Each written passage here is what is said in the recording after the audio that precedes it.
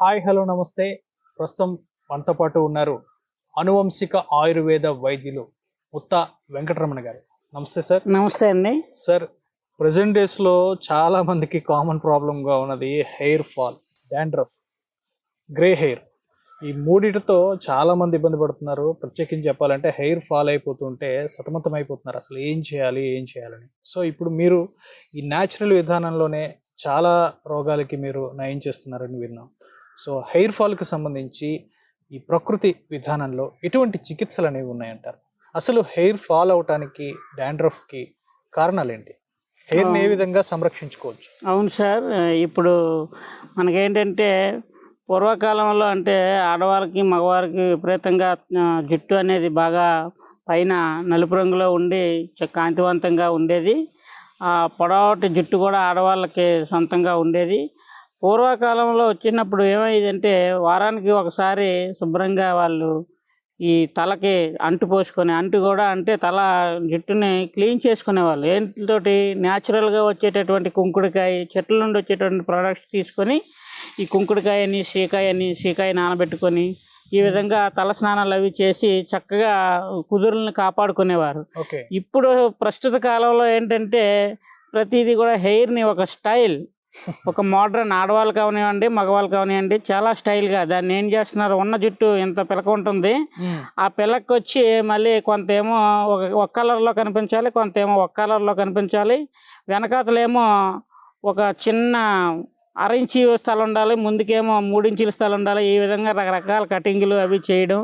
ఈ డాండ్రఫ్కి ఎక్కువగా ఈ పైన పొల్యూటెడ్ ఏరియాలో తిరుగుతుండడం వల్ల డాండ్రఫ్ రావడము, వెంట్రుకలు ఊడిపోవడము, ఈ కెమికల్ ఓరియంటెడ్ షాంపూస్ అవి వాడుతున్నారు ఇప్పుడు ఎక్కువగా. ఇప్పుడు ఎవరు వాడుతున్నారంటే కుంకుడుకాయ దీన్ని.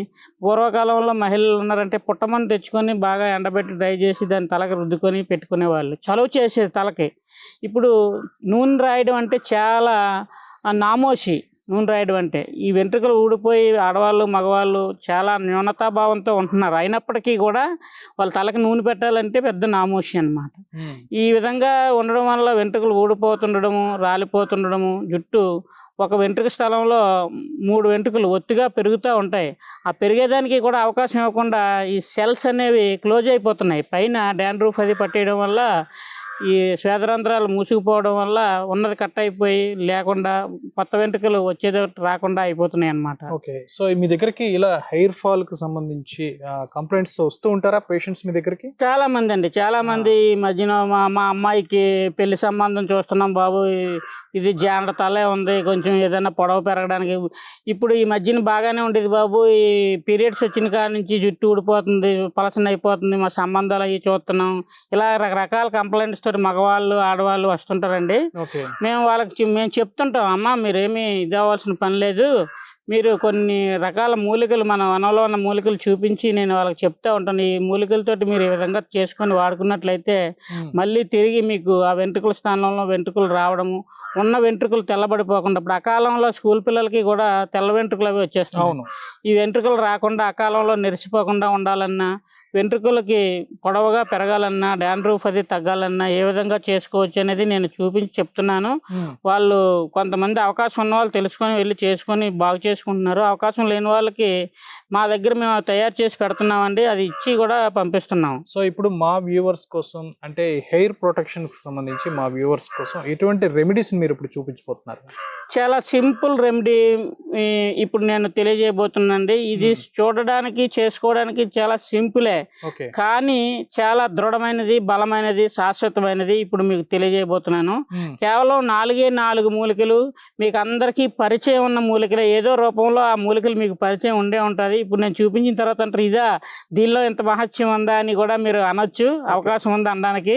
ఇప్పుడు మీకు నేను ఆ 4 మూలికలతోటి మీరు ఇంటర్నల్గా ఒక చూర్ణాన్ని తయారు చేసుకొని ఒక 6 నెలల పాటు ఉదయం సాయంత్రం అది వేసుకొని చూర్ణాన్ని పాలు తాగినట్లయితే ఏ వయసులో ఉన్న వాళ్ళు దాన్ని వాడితే ఆ వయసులోనే ఉన్నట్టుగానే 100 సంవత్సరాలు వచ్చినా నెరిసిపోకుండా బాగా నల్లగా ఉండడానికి, నిగారింపుగా ఉండడానికి పనికొచ్చే ఫార్ములా ఇది. అంటే హెయిర్ కండిషన్ ఇప్పుడు ఎలా ఉందో ఆ కండిషన్ అనేది 90 ఇయర్స్ వచ్చినా సరే అదే కండిషన్ కంటిన్యూ అవుతుంది సార్. సో ఈ ఫార్ములా అనేది అంత ఎఫెక్టివ్ గా పనిచేస్తుంది.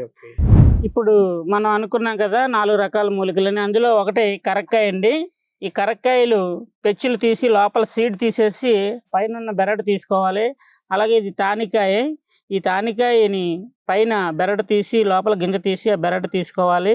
అలాగే ఉసిరిపప్పులోని గింజ తీసేసి ఈ పప్పును తీసుకోవాలి. ఇంకొక మూలిక గుంటగలగరాకు. దీన్ని ఎక్లిప్టా అని ఆల్బా అని కూడా అంటారు. గుంటగలగరాకు, భృంగరాజు అనే పేర్లు దీనికి ఉన్నాయి.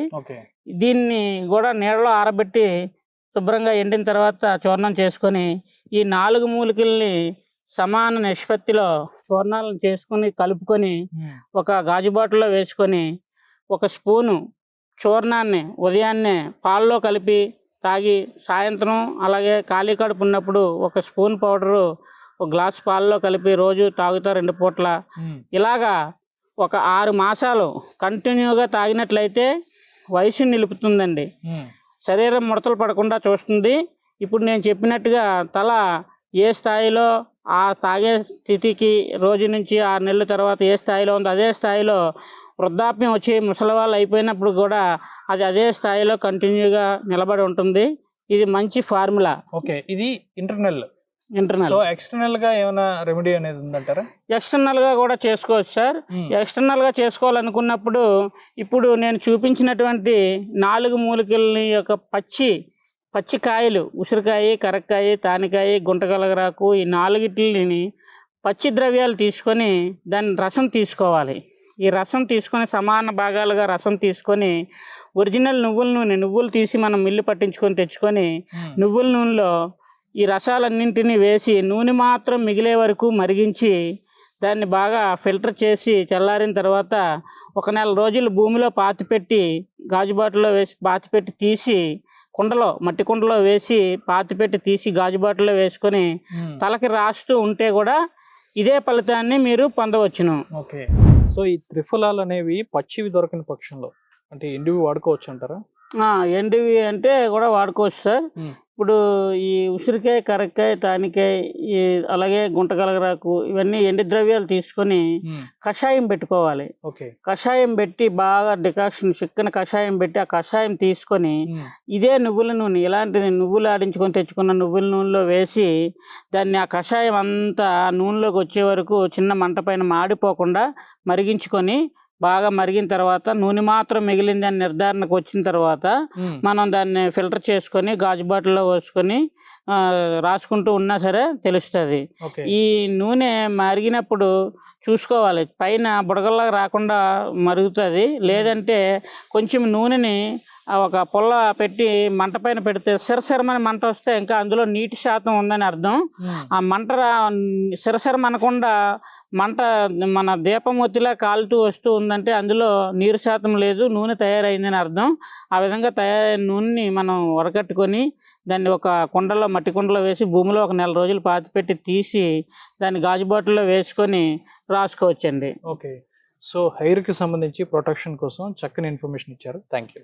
ధన్యవాదాలు సార్. నమస్కారం.